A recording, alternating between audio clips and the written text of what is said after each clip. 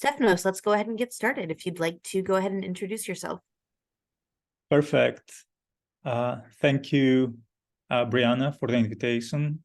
Hello, everyone. My name is Stefanos Orfanos.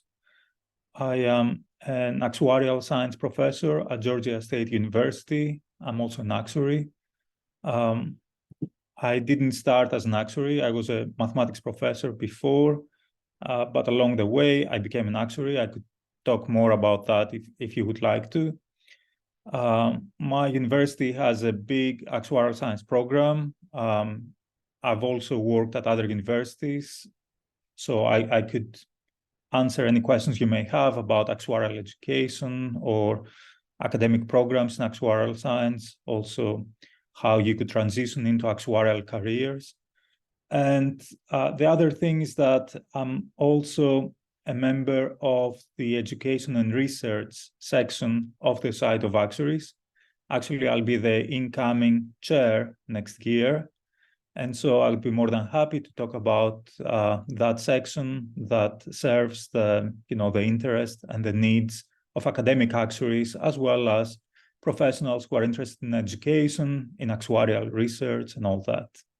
So I think that's a good enough introduction for now.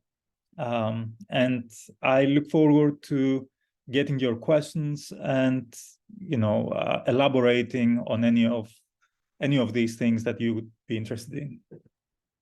Awesome. Thank you so much. Everyone, as you're coming in, I'm going to say it again. Go ahead and put your questions in the Q&A box at the bottom of the screen. We have our first question here, and that is, any advice you can give on transitioning into becoming an actuary from a math major? Okay, that's an excellent question. Actually, I was a math major. I was a mathematics professor, and it was really interesting when I became an actuary because the academic market for mathematicians is very competitive. For a job, you would have 500 applicants.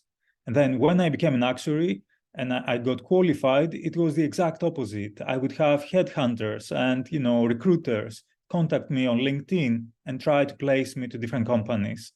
So that was a really interesting change. I was really excited about it. So now to your question, how to transition as a math major to actuarial science, how to become an actuary. I think the key is to pass exams. That's number one. And the number two is to be able to network and get career opportunities. Now, how do you pass exams?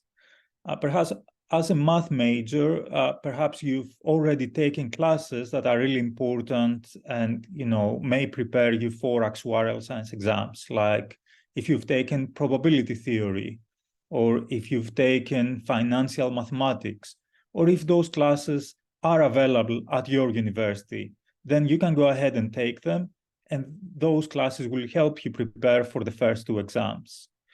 Now, even if you are at a smaller college that does not offer these classes, let's assume, there are so many online resources nowadays that can help you prepare for exams.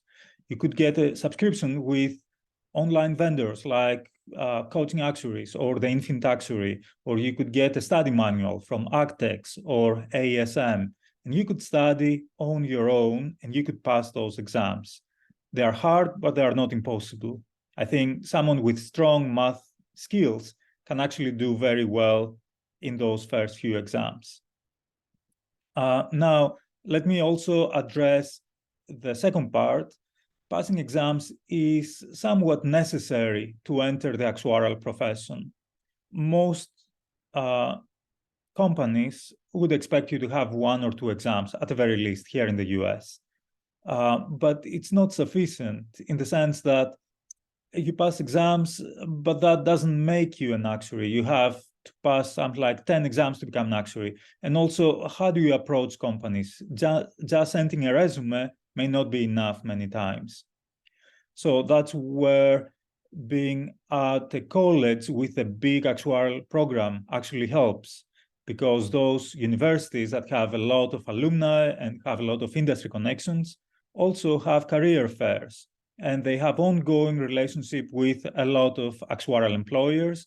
And so you could go to that career fair, you could interview with employers right away, you could network, you could go to information sessions, you could learn about the insurance industry, and that could help you get your first internship or get your first job right away.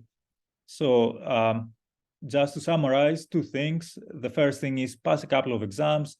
The second thing is network, learn more about insurance, and also be able to articulate to all these employers why you want to become an actuary, what is so important about insurance, and why is this the right choice for you, and why should they hire you. So I think that should answer the first question.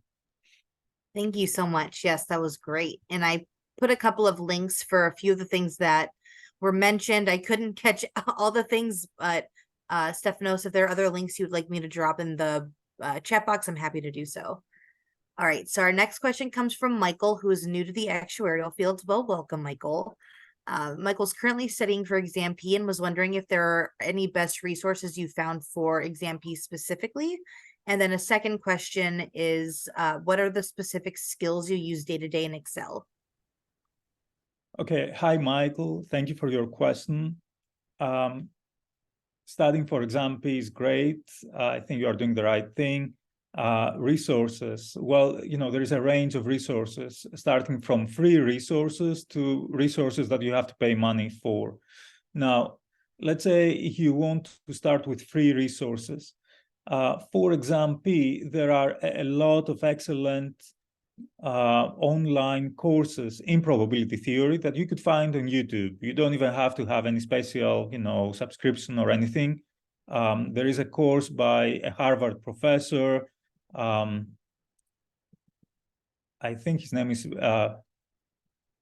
Blitzstein or something like that. I don't want to kill his name. But anyway, it's a Harvard introductory class in mathematical statistics. The first semester is just probability. It's a great class you could take just to learn the theory. Now, you also have to practice. So you could go to the site of Actuary's website, and you could download sample questions and solutions to those sample questions. Those are something like 300 different problems that you could try on your own. You could check the answers. If you were to master those problems, in the sense that not only you memorize the answer, but you really understand it, and if someone were to change a little bit the problem, change the numbers a little bit, change some of the functions you see in that problem, you would still be able to do it, let's say, within 5 minutes. So if you were to reach a level where you could do that for all those 300 questions, then I think you'd be well prepared to sit for and pass the probability exam. And you could do something similar for the financial mathematics exam, which is, one of the first two exams that students take. Now, specific skills in Excel. I won't talk so much about my work because as an academic actuary, I am dealing with different types of things. Sometimes we do Excel in some of my classes. We may want to introduce Python or R or other technical skills.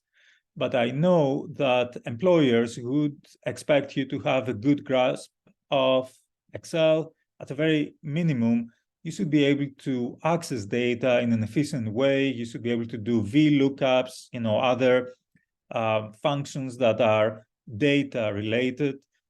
You should be able perhaps to build some macros, or to have some kind of familiarity with VBA so that you can automate some of those processes. So Excel is not something that we teach at the university level, because we expect that you could go on YouTube, you could even ask ChatGPT, how to do something. You should be able to figure that out on your own.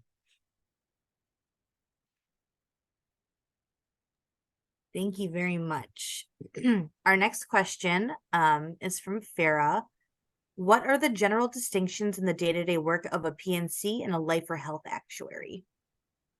Okay, that's a great question. And I would say that the day-to-day can vary a lot, even within an actuarial practice area. For example, in P&C, some people will be working in rate making or pricing. Other people will be working in reserving. Those two are already very different from one another. But I would say that property and casualty is usually more statistically heavy, in the sense that those coverages are short term.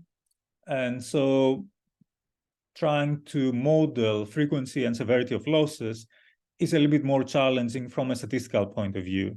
When we talk about life insurance, life expectancy is not as variable. It doesn't change all that much from year to year. Those coverages are longer term.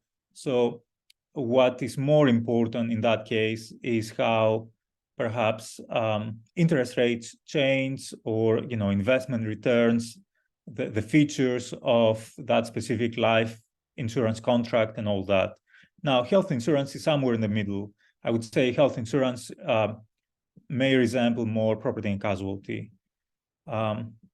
So all of those areas are excellent areas to work in, and depending on your interest, even if you work in life insurance, you could navigate and you could find yourself in a space, in a role that is more technical, perhaps, or more, it involves more statistical modeling. You could actually customize your role based on your interest along the way. So I wouldn't say this is a big concern early on. I would say that all areas could provide opportunities that match your own interests and your own strengths. Thank you very much. And I see lots of questions coming in, so I'm going to try to keep going fast so we can get through as many as we can. So for an actuary student interested in working internationally, which field do you think is more transferable in terms of skills and knowledge, life, health, etc.? I would say that if you are to work internationally, then I would say health is the least transferable because the healthcare system in the US is unique. It has its own complications. A lot of legislation goes with it. Let's say Medicare, Medicaid, or the Affordable Care Act and all that. None of that applies to perhaps healthcare systems, in different parts of the world. Outside of that, life and property and casualty, perhaps I'm not sure whether P&C would be more transferable or life, but I would say that both of them would be, to a large extent, they would be transferable if you were to work abroad. Of course, different countries have different level of maturity of their insurance industry. Perhaps in the West, we are used to having wide access to insurance, a lot of insurance products that basically serve all of our needs. But there are other parts of the world, perhaps in the Middle East, maybe in Africa, where there are not as many insurance products. Maybe there are needs for insurance that are not met right now. And so that opens up new opportunities. Maybe you would like to work with crop insurance in some country where there are a lot of tornadoes or hurricanes or natural disasters, but that part of the business is not developed enough, and so there is no easy access to those contracts or those coverages. But just to summarize, I would say not so much health. I'm not sure about pensions as well. I think pensions would be very country specific. I would focus more on P&C or life, and definitely, I could see actuaries working in investments and being able to utilize those skills wherever they are. Thank you. Right. As a professor, do you have an opportunity to work in the industry as a practitioner? And how, as a professor, did you get hands-on experience with real actuarial problems? Okay, that's an excellent question. And I've been a professor my whole career. So there are other actuarial professors that took some years off, they went to the industry, or before they became professors, they were actuaries at a company. That's not my case. So in my case, what I was able to do is I was able to do some consulting on the side. And I worked for a few months with some underwriting data. It had to do more with life insurance. Another way for me to get a better sense of where the industry is through volunteering. I volunteered for many years, maybe about 7 or 8 now, in my actuarial track, which was quantitative finance and investments. And through volunteering, I got to design actuarial exams, and I got to see how some of those topics are actually used in the industry. Now, a third way that I was able to get some experience is through something that we call sprints. So at my university, sprints are projects that we do with employers outside. Those are our industry partners. And so they have a business problem they are trying to solve, and they hire our students to solve that problem. And I serve as a supervisor, for that group of students. So we're working with a telematics company out of Silicon Valley. They were trying to enter insurance, so they had a lot of telematics data. And they had also purchased an insurance company, so they had claims data, and they were trying to merge those two data sets together. They were trying to design new insurance products that were innovative, that they were doing a better job at risk classification, which means classifying safe drivers from unsafe drivers based on how they drive, where they drive, and all these facts. So that was a great experience. I got to know a lot about telematics data, how you could use it to create those more modern insurance policies. Thank you. Sorry, so many questions. I'm just trying to read through them all. Thank you. All right. Our next question is, thanks for the tips. Would you recommend the same, so the things that you were talking about maybe 10 minutes ago is when this question was asked. Would you recommend the same tips for someone in their early 30s that did not go to college for math or actuarial work? They're currently working as a data analyst. Okay, that's an interesting question because the last 5 years or so, actuarial science is not like the best job in the US like it used to be. And, for the last 5 years, people talk about data science and all that. Now, I am a little apprehensive about data science, in the sense that the difference with actuarial science is that there is no way to define what data analysis, data science skills are. It's a little bit harder because someone doing work in Excel could say they are a data analyst, and someone who has a PhD in statistics and does, very sophisticated work in R and, big data sets or whatnot, they are also a data scientist. And also, we've seen the last couple of years a lot of layoffs from Silicon Valley. And we've seen also how new technologies, artificial intelligence, for example, can do a lot of that data analysis work, at least the basic work of data analysis. The difference with actuarial science is that actuaries have very strong knowledge of insurance. So when they see insurance data, they actually understand what that data tells them, which is not necessarily the case for someone who is a data analyst and doesn't have that strong foundation in a certain industry. So that was just the background for me addressing the question why a data analyst or a data scientist may want to become an actuary. The fact is, once you become an actuary, other people cannot compete with you really, because they need the credential. And, there are like 40,000, let's say 50,000 actuaries in the US. That's a very, very small number. There are, millions of MBAs, and there are, I would say, even now, there are hundreds of thousands of data analysts. So That's the value of becoming an actuary, the fact that other people cannot claim to be actuaries without the credential. Now, back to me answering the question. I would expect that the data analyst has a strong foundation in mathematics, even if they were not a math major. Hopefully, you've taken calculus. Hopefully, you've taken some type of statistics. Now, that would be a good starting point for you preparing for exams. Once again, you can go to, let's say, you can purchase a subscription with Coaching Actuaries, and they have videos, they have an online manual. They could actually teach you the material for the exam.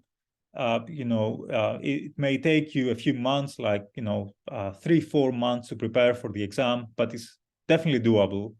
And then the second part would be to try to network with insurance companies. So there are career fairs that are outside of universities. So you could try to search for career fairs or opportunities to network with companies outside of university if you've already graduated, or perhaps an easier way maybe to enroll to a master's degree in actuarial science, take those classes, pass exams, and also take advantage of those networking opportunities that you would have.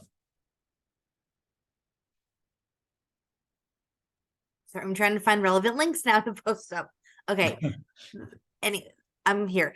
Okay, the next question. What are some methods you use daily in pricing and reserving? For example, chain letter method or Bornhueter-Ferguson method, practical methods for actuaries. I'm not an actuary, so as you hear me try to pronounce these, it's a little so we do teach a lot of these things, like Bornhueter-Ferguson and the chain ladder and all these reserving techniques to our students.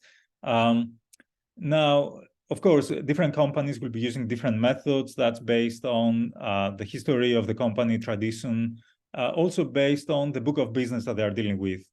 Sometimes maybe they enter a new market, so they want a different method that is better adapted to the market they are entering. Or maybe their book of business is very stable and maybe a more elementary method works. Of course, those are deterministic methods. Nowadays, people are working with stochastic methods for reserving. The fact that you don't want just a single estimate as your answer, but you would like to have a whole confidence interval. You would like to have a range and to know how likely it is that the actual answer, which is never the exact answer that you calculated in your estimate, but you'd like to know how likely it is that the actual answer will fall inside that range. So I know I'm not exactly answering that question, but the answer would depend on the individual company, the needs of the company, and also how sophisticated they would like to be. Whether a simple deterministic estimate, a point estimate would be sufficient to them, or whether they would like to have a more sophisticated, more fancy stochastic approach to reserving. Thank you. Okay. What would be the updated suggested readings for research, inference theory, and related papers? Okay, I'm sorry, I didn't hear it. Did they say inference theory? Inference theory and related papers. Okay, I assume that they mean statistical inference. Actuaries, I would say that actuaries are not super duper theory obsessed or theory focused. We do learn theory, but we need to use the theory in a practical manner. So when we talk about statistical inference theory, it sounds more like the job of a statistician. And related paper, well, they would be hundreds or thousands of papers. Now, the good news is that when you become an actuary, through the exams that you have to take, they basically describe the kinds of resources that you should be reading and the kinds of papers that you should be studying in order to pass those exams.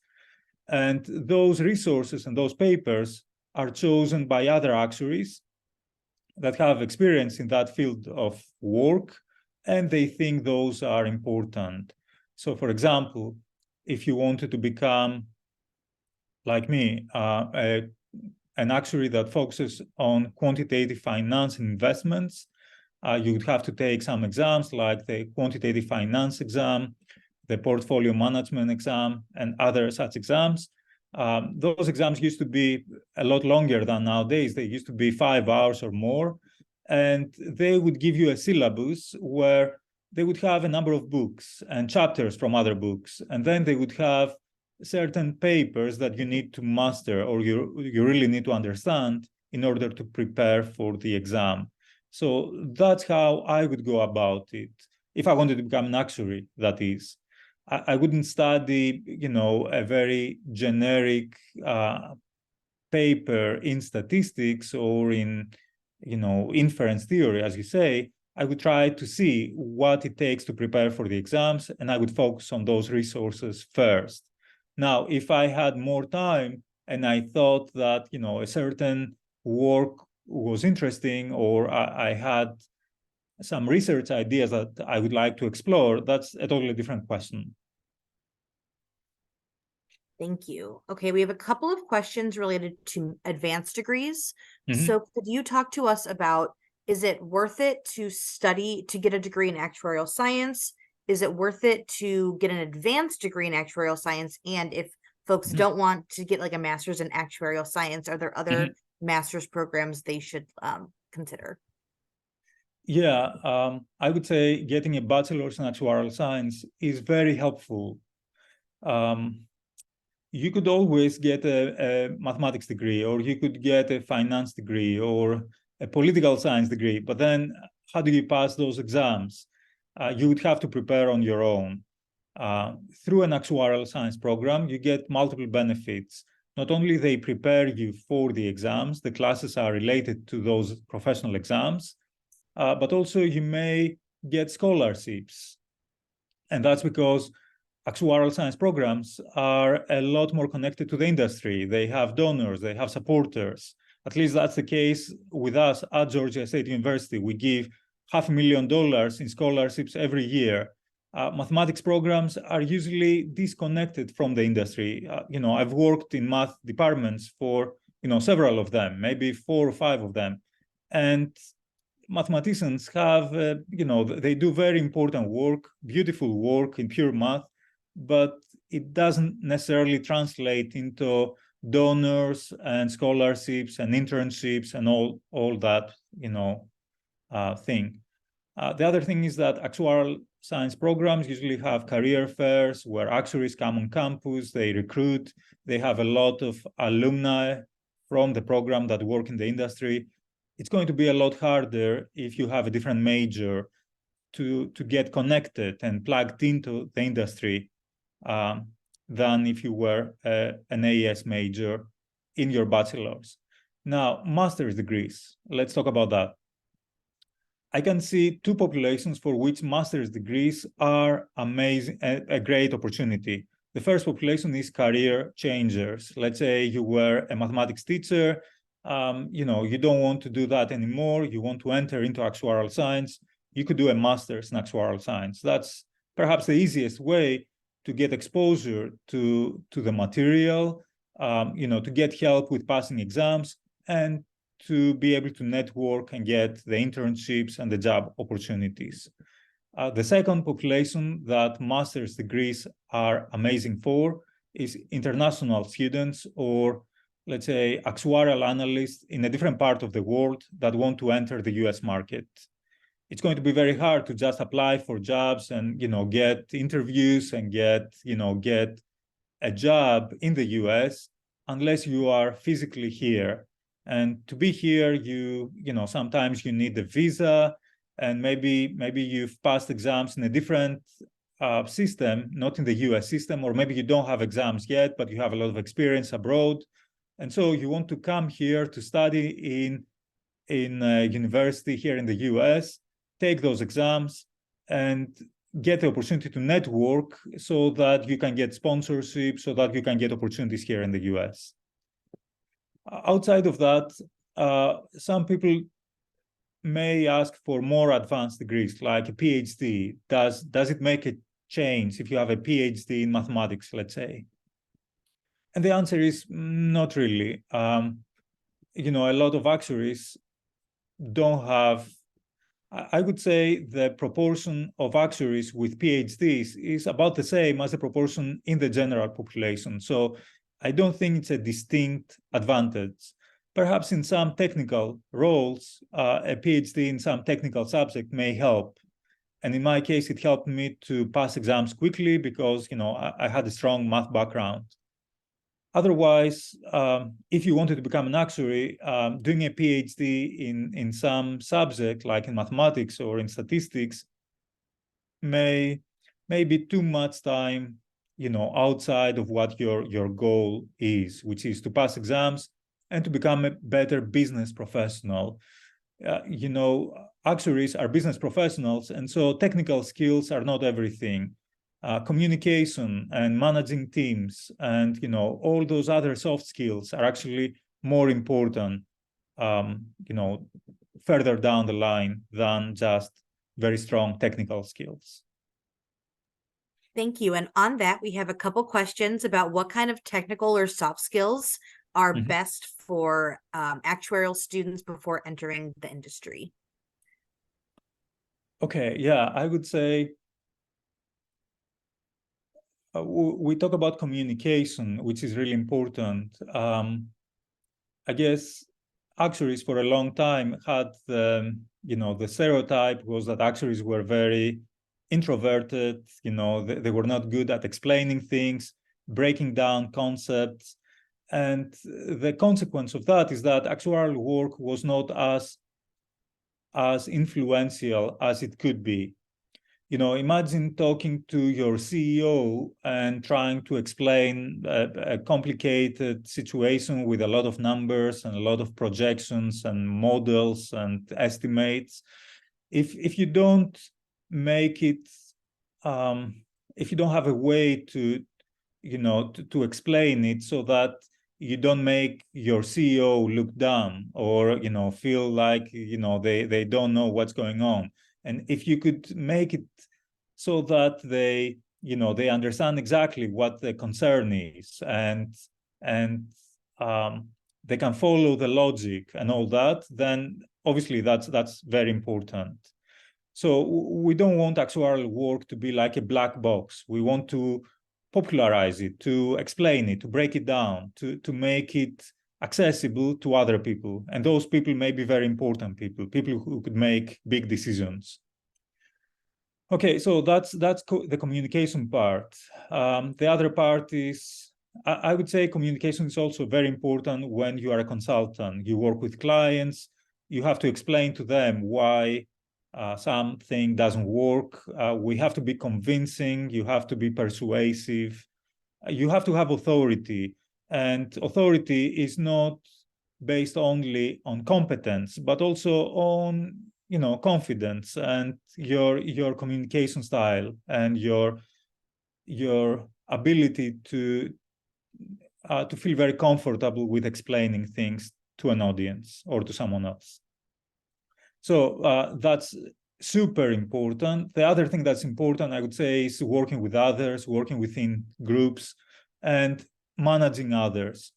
I would say actuaries have a tendency to micromanage because, you know, things are very technical and maybe an actuary is better at something than, you know, some other professional. So, you know, if they think they can do it themselves, they have tendency to step in and just do it. But obviously that doesn't work at scale.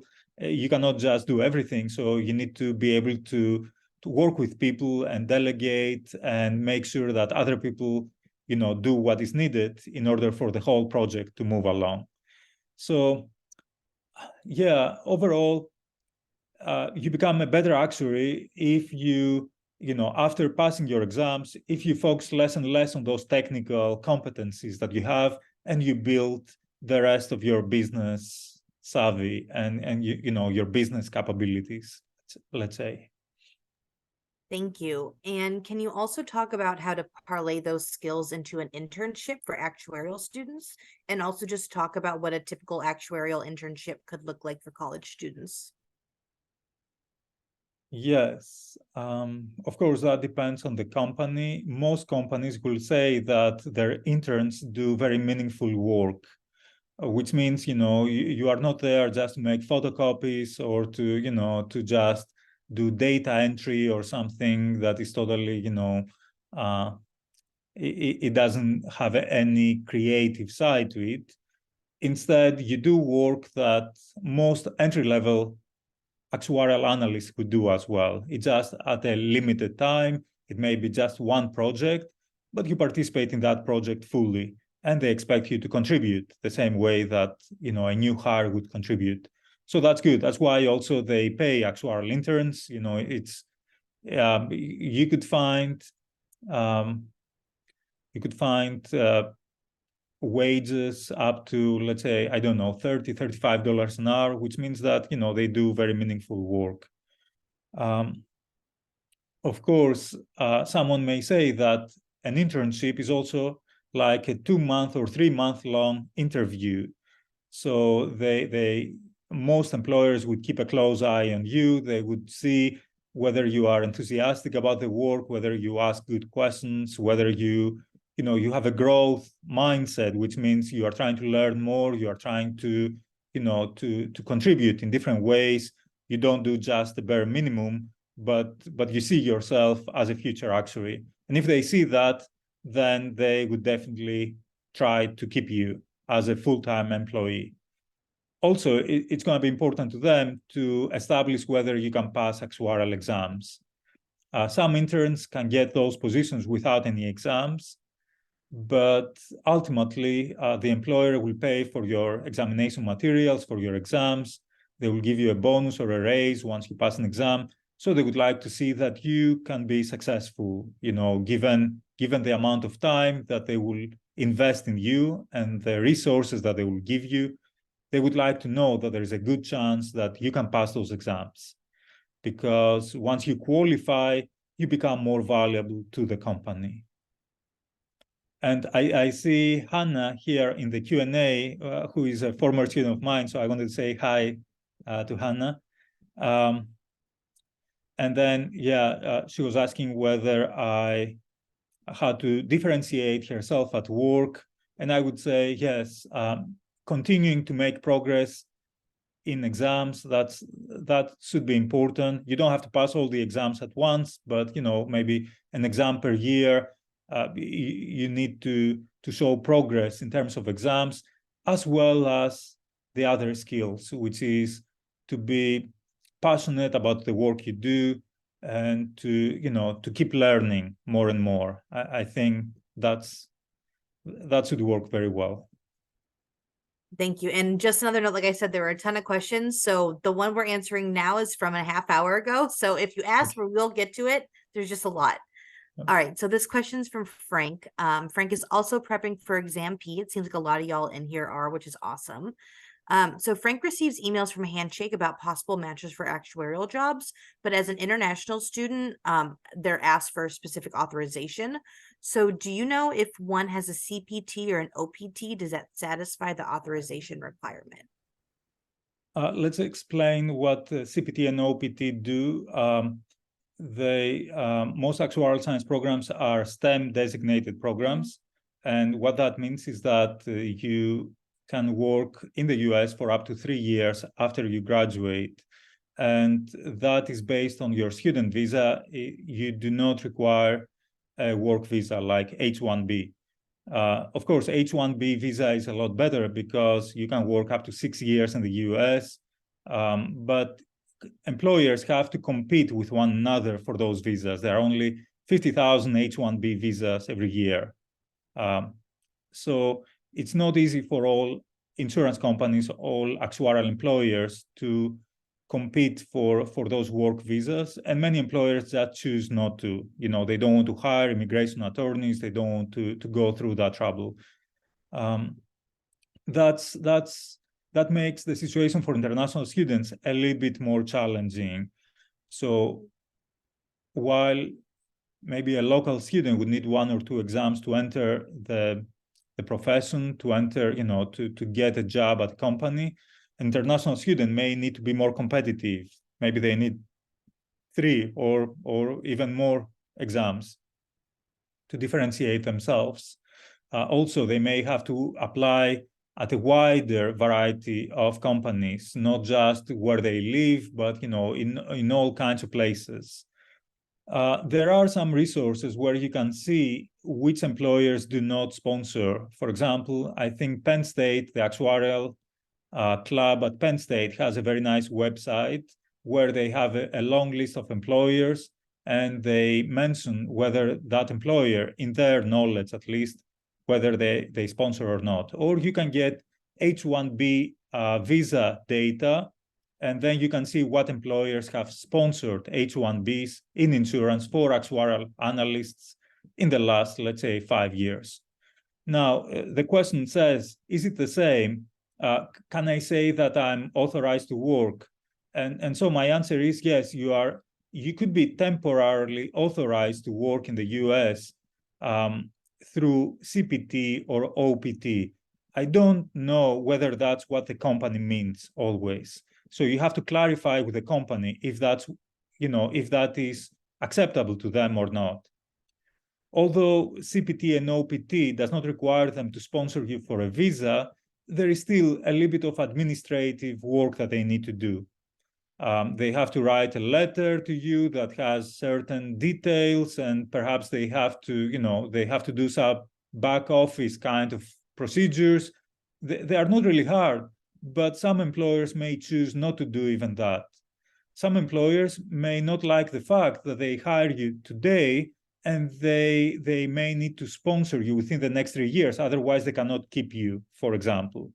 And so just because of that limit in your employment, they may decide not to work with you at all, because they would like to know that if they hire you today, they can keep you for as long as they can. So it's up to the employer. I would recommend you clarify with the employer what the CPT/OPT does. By the way, CPT is during your studies, OPT is usually after you graduate. So you clarify with them that you have access to that, you explain what it does, and then you make sure whether that's what they mean, or whether they mean that you are a permanent citizen, a permanent resident or a US citizen. Thank you. All right, our next question is from Charlie, and Charlie just graduated university. Congratulations, Charlie. They're aiming to get a job during winter recruiting. Are there any skills like SQL that are better learned before applying to jobs? And then also, how many SOA exams should be passed before the recruitment? And we have a lot of questions on number of exams. Yes. How many exams? It used to be the case that if you had too many exams, you may be overqualified in some sense, because the companies would not know what to pay you. Yeah, their pay scale has exams and experience at the same time. So if your exams were far ahead of your experience, they would have some trouble with that. But for the most part, more exams are actually they are a good thing, as long as your other skills are not really underdeveloped. I would say to enter the market, you would need a couple of exams could be a good starting point. Now, many employers cannot ask for more exams because they understand that beyond the first 2 exams, you have to make a choice. Will you go with the Society of Actuaries or with the Casualty Actuarial Society? So, for example, if you have a job offer, or if you are interviewing with, let's say, State Farm or Allstate or Geico, they may realize that you don't want to make a choice, because maybe you also have an interview with New York Life or with Cigna or with another company. So I would recommend that you learn the material for more advanced exams, but you don't necessarily have to take those exams early on. Okay, so the other half of the question was about technical skills. I would say that the more technical skills, the better. SQL could be useful depending on the role, but if that's something that you could do in your downtime, when you are not studying for an exam, let's say, or when you are taking a break, or in the summer, then by all means. There is a nice technical skills course with the Infinite Actuary that some people could try if they would like to. It gives you skills in Excel, VBA, SQL, all kinds of things. So, that's an option for some people. Thank you. All right, our next question. I'm a student, but still not sure what I specifically want to do after I graduate and pass key exams. How would I find which area works well for me when I work? Okay, yeah, that's a popular question. And usually what happens is that you interview with a few companies, and some company, it may be the company culture, it may be the benefits that they have, the work environment, or maybe the line of work, or maybe the people that you talk to. But there is something that you like about that company, and maybe they feel the same thing, so they offer you a job, and you end up in a certain area of practice. So most people don't choose the area of practice ahead of time. They don't start, let's say, their undergraduate degree in actuarial science and say, I want to become a life actuary. They for the most part, they may know they want to become actuaries, but then they figure out the area of practice as they go, based on their internships, based on the people they meet, what they learn about the industry and all that. And different answers could work for different people. Some people may prefer consulting. Some people may prefer, life or health. It may be meaningful to them for some reason. Maybe they have family member that, let's say, they have some family member that had life insurance, and, the beneficiaries got a life benefit, a death benefit, and then that meant a lot to them. Or maybe health insurance means a lot to them because some relatives of them, had health issues, and insurance actually kept them, safe and alive, and things like that. So it's hard for me to say, but nobody should feel stressed that they have to make a choice right now. They should just go out, meet people, learn more, and see where that takes them. If it takes them towards property and casualty, then that's fine. If it takes them to, towards life, that's equally good. Thanks. All right, our next question is from Bella, who passed exams P, FM, and MFE some years ago, and MFE is no longer offered. So today, are P and FM the only two exams applicable for both the life and PNC pathways? Bella's been working in the insurance field, but would you recommend someone who's returning to pursuing a career in actuarial science? You can read I think I'm paraphrasing wrong. And then, but overall, should they take a new exam to show that they're dedicated or focus on programming? I would say that the third exam still counts, because every change that the Society of Actuaries or the CAS make, usually it does not disrupt what has happened already. So Bella has 3 exams for either path, either the SOA or the CAS path. And I would say, actually, on the SOA side, now it may be a better time to go back to actuarial than it was, let's say, last year or 2 years ago, based on how exams change. She will have to take more exams, obviously, but some exams are still technical, so she may have to, to refresh her memory on some of the concepts that she learned many years ago. So that would be the challenging part. The good news is that the exams are not getting harder. That's my impression. Don't quote me on that, but I think my impression is the exams are not getting harder. And as we go along, there are more and better resources to use to prepare for exams. I would say that there is not enough talent that enters the actuarial profession. We would like more people to enter. And so, if Bella has passed all these exams, and she's already working in the insurance industry. You know, in my mind, I think she could be a very good actuary, and you know, she could continue. It's going to be a little bit hard, you know, at the very beginning, because she has to catch up a little bit to refresh her memory. But I think now it's a good time to do that, and I think it's going to be very rewarding once she starts passing exams again. Thank you. Which aspects of defined contribution schemes interest you as an actuary? Yeah, clearly I'm not a pension actuary. I'm not extremely excited about either defined you know, benefit plans or defined contribution plans. But for my own self, I do like a defined benefit plan.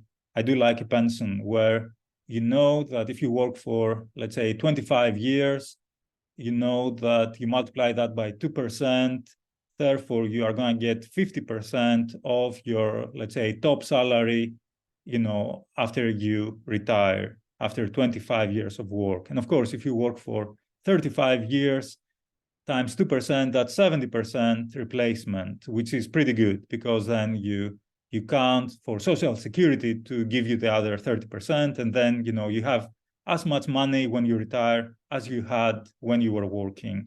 I know this sounds a little bit technical. I see Brianna is, but I'm not extremely excited about defined contribution plans. I know you could be excited if you'd like to invest your own retirement money, but I really don't want to do that, because people, you know, when they invest their own money, they let emotion many times rule the day.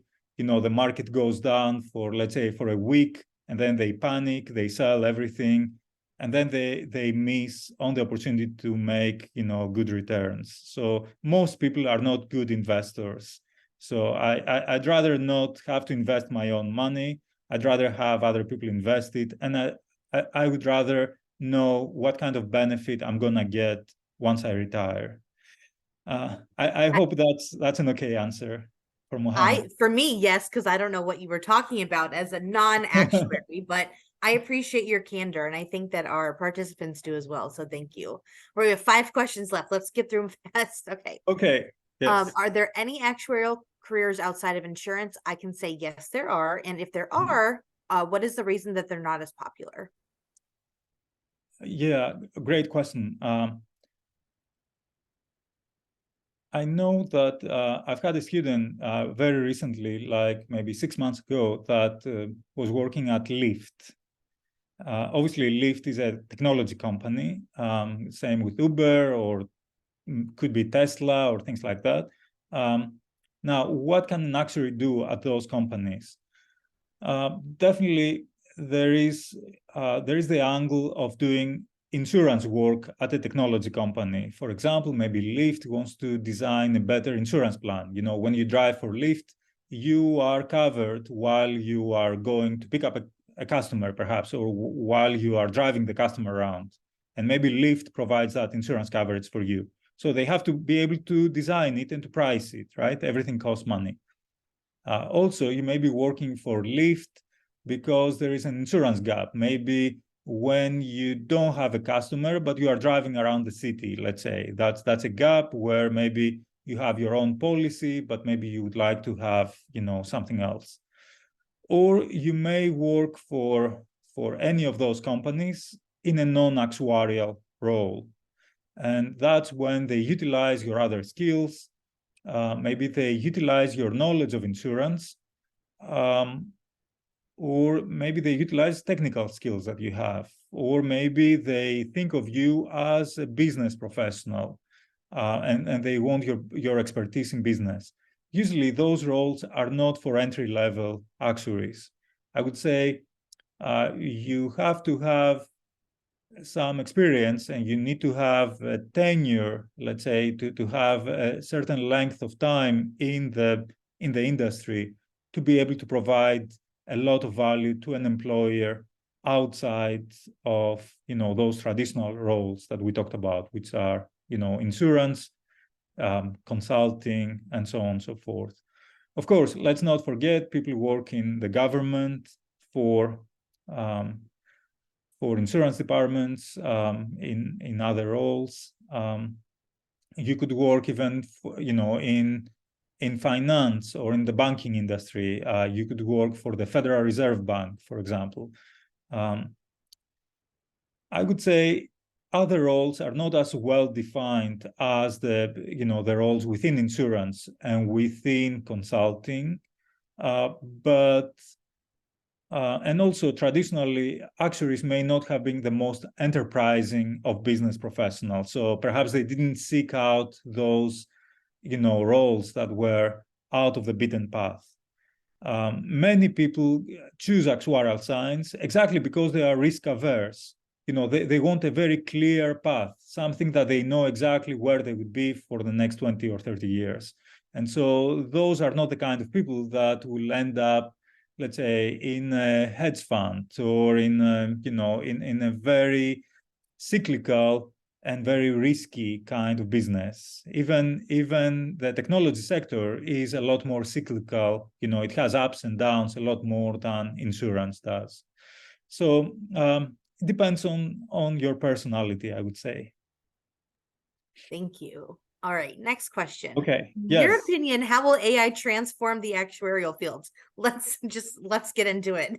Okay. Let's get it out of the way. I like what some people say about how Excel transformed the actuarial work. Before Excel, actuaries may have done a lot of those calculations manually. They may have a calculator or a piece of paper and just used all these recursive formulas that you learn in some actuarial science classes and try to compute everything from scratch. Of course, Excel did not replace actuaries. It just allowed them to be more productive and allowed them to do more sophisticated work. So there are no less actuaries today than they were, let's say, in 1980, before Excel or something. But there are actually more actuaries now. But the actuaries today are doing work that is a lot more meaningful to them, a lot more interesting. Obviously, Excel replaced other people.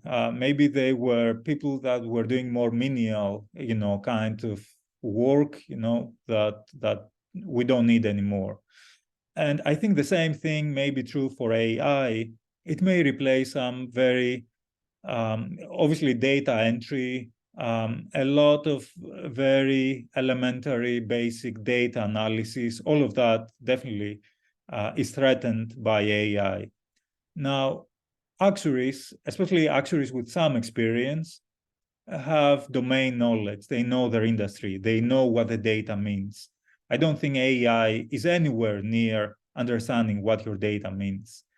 I've tested a lot of those, large language models, how they can answer exam questions and all that. They are not yet at that level. They don't do well. Not only they don't do well in math, but they can recite a lot of information.